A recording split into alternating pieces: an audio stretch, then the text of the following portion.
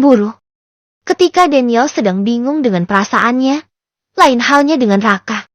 Lelaki itu baru saja pulang dari Bandung setelah berlibur ke rumah sang kakak. Apa kabarnya ya Amelia? Apa dia sudah baik-baik saja sekarang? Aku belum menghubunginya dari pagi. Raka merogoh ponselnya. Ia mencoba menghubungi Amelia. Tapi sayang nomor Amelia tidak aktif. Kemudian Raka mengirimkan pesan. Tring. Raka. Mel. Gimana keadaan kamu sekarang? Aku baru saja sampai di Jakarta. Tadi pagi aku ke Bandung dan baru bisa mengabari kamu sekarang. Amelia baru saja akan memasuki ruangan makan. Tiba-tiba ponselnya berbunyi.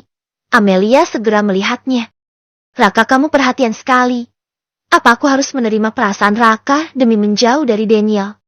Amelia segera membalas pesan dari Raka, kemudian berjalan memasuki ruangan di mana orang tuanya berkumpul. Sayang, di mana Daniel, kok kamu sendiri? Tanya Sonya. Daniel akan menyusul tante. Jawab Amelia. Ya sudah, kamu makan dulu sini. Cecilia mengajak putrinya. Amelia lalu mengangguk lantas duduk di samping ibunya. Jetty yang menipu Mas Dasto namanya Arman. Sel. Sonya tampak terkejut mendengar cerita dari suaminya bahwa perusahaan sahabatnya dikendalikan oleh seseorang. Iya. Bahkan si Arman menyembunyikan identitas aslinya. Alamatnya juga sudah tidak ia tempati lagi di data diri perusahaan. Dia benar-benar rapi dan sangat licik. Jawab Cecilia yang sangat geram kepada orang yang sudah menghancurkan perusahaan suaminya. Benar, dia pandai membolak-balikan fakta, semua klien bahkan sering termakan semua hasutannya. Dan sudah banyak mendapat korbannya. Kini, giliran Daston yang menjelaskannya. Ada apa, Pak? Korban apa? Daniel yang baru saja sampai di ruang makan merasa bingung dengan percakapan para orang tuanya itu. Ini loh Om Daston ditipu kliennya. Awalnya Om Daston dan kliennya melakukan kerjasama membangun proyek pembangunan hotel, yang rencananya akan dibangun di kota Makassar, tapi kliennya malah membawa kabur semua dana pembangunannya. Alhasil semua dana kas kantor dipakai semua buat menggaji para karyawan. Darwin menjelaskan kepada putranya itu. Kamu kalau mendapatkan klien yang bernama Arman, tolong hati-hati. Darwin menegaskan. Arman. Daniel merasa tak asing dengan nama itu. Aku baru saja melakukan kerjasama dengan namanya Arman. Tapi dia adiknya Om Barunapa. Jawab Daniel cepat. Namanya Arman Haditama, bukan klien kamu, nak? Daston bertanya pada Daniel yang tengah duduk dan mulai mengambil makanan yang ada di meja di depannya itu. Iya Om, Arman Haditama. Memangnya kenapa Om? Tanya Daniel sekali lagi. Ya ampun, apa orang yang sama yang sudah menipu Om ya nak Daniel? Daston begitu terkejut dengan apa yang barusan Daniel bicarakan. Kemudian Daston merogoh ponselnya di kantong celana depannya.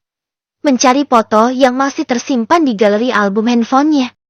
Untung saja waktu peresmian kerjasama mereka sempat berfoto menggunakan ponsel Daston. Yang ini bukan nak Daniel orang yang bekerja sama dengan kamu sekarang. Daston memberikan ponselnya pada Daniel. Pemuda itu pun melihatnya, dan setelah melihat foto yang ditunjukkan Daston, ia begitu terkejut setelah melihat foto Arman Haditama ada di foto tersebut. Benar Om, ini orangnya, tapi dia menurut saya baik, orangnya sangat ramah. Ucap Daniel seadanya.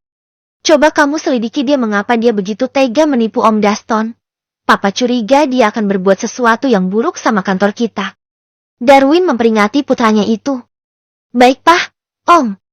Nanti aku selidiki dia lebih dalam lagi. Apa motif dia di balik semua ini? Ucap Daniel cepat. Setelah berbincang dan menyelesaikan makan malamnya, kemudian mereka berpindah ke ruang keluarga. Daniel terus menatap Amelia yang tengah sibuk sendiri dengan ponselnya. Bahkan Amelia tampak sumringah kalau membalas pesannya itu. Entah dari siapa si pengirim pesan yang membuat Amelia senyum-senyum seperti itu. Daniel terlihat sangat kesal melihat Amelia sebahagia itu hanya dengan ponselnya saja.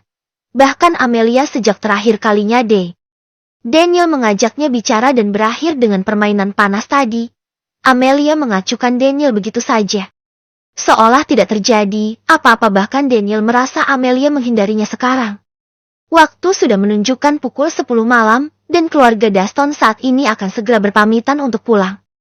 Nak Daniel, kami minta maaf kalau mulai besok Amel tidak bisa lagi bekerja dengan Nak Daniel, mengingat ini sudah akhir semester dan dia harus banyak belajar. Jadi Om minta pengertiannya dari kamu ya, agar mencari lagi orang lain untuk menggantikan Amelia. Daston berusaha memberi penjelasan kepada anak sahabatnya itu. Karena tadi Amelia sudah mengatakan, memutuskan untuk berhenti bekerja. Amelia berhenti bukan hanya semata-mata untuk belajar saja, tapi Amelia sudah memutuskan untuk menjauhi orang yang tengah mengusik hatinya saat ini. Amelia sadar bahwa keputusannya untuk menjauhi Daniel adalah pilihan yang paling tepat. Amelia juga tidak ingin menjadi duri di dalam hubungan orang lain. Tapi Daniel ingin protes. Tapi ibunya mencubit perutnya dan melototkan matanya. Daniel paham dan dia tidak banyak bicara lagi setelahnya. Ya sudah, kami pamit dulu ya Sonny. Terima kasih loh udah undang kami. Cecilia memeluk Aonya dan juga berpamitan pada Darwin juga Daniel. Iya Sel. Kapan-kapan kita harus hangout bareng, ajak anak gadis kamu juga sekalian. Sonya dan Cecilia tampak bersemangat dengan rencananya Sonya. Atur saja jadwalnya. Kamu kan sudah sangat sibuk sekarang menjadi Nyonya Wijaya. Cecilia sedikit menggoda Sonya. Kamu bisa saja menimpaliku. Sonya menunduk malu. Amelia hanya tersenyum melihat kedekatan mamanya dan juga ibu dari bosnya itu. Ya udah Win, nanti kabarin kalau ada kabar tentang Arman. Besok aku sudah mulai masuk kantor dan mulai menata lagi semua kekacauan kemarin. Aku harus mengembangkan perusahaanku. Jangan sampai usaha dan mimpi kita yang dulu mempunyai perusahaan terbesar gagal begitu saja. Daston begitu ingat cita-cita waktu mudanya bersama Darwin yang ingin menjadi orang kaya dan sukses. Darwin menepuk pundak Daston. Kemudian mereka berjalan ke depan mengantarkan keluarga Daston untuk pulang. Kamu lain kali harus lebih teliti melihat orang, jangan sampai kejadian kemarin terulang lagi. Darwin memberi wejangan kepada sahabatnya itu. Pak Daniel, Om Darwin, Tante Sonya, Amelia pamit dulu. Amelia bersalaman dengan 3 orang itu. Namun baru saja Amelia akan melangkah, suara bariton menghentikannya. Laya. Saya minta maaf kalau saya pernah berbuat salah. Daniel seolah tidak rela Amelia berhenti bekerja dengannya.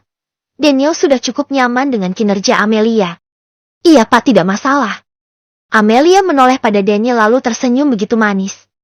Tak lama mereka memasuki mobil setelah Daston melajukan mobilnya keluar dari halaman rumah megah itu.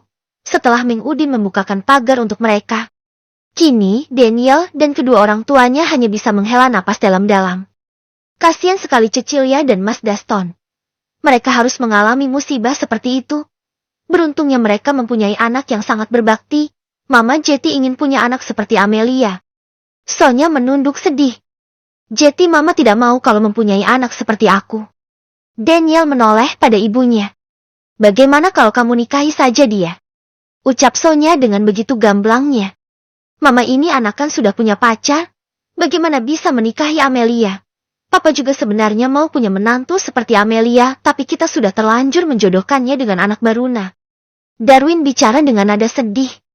Sudahlah Pak, biarkan saja anak kita yang memilih nantinya mau dengan yang mana, lagian mereka masih muda, belum saatnya mereka memikirkan rumah tangga. Sekolah saja belum lulus. Jawab Sonya dengan jelas.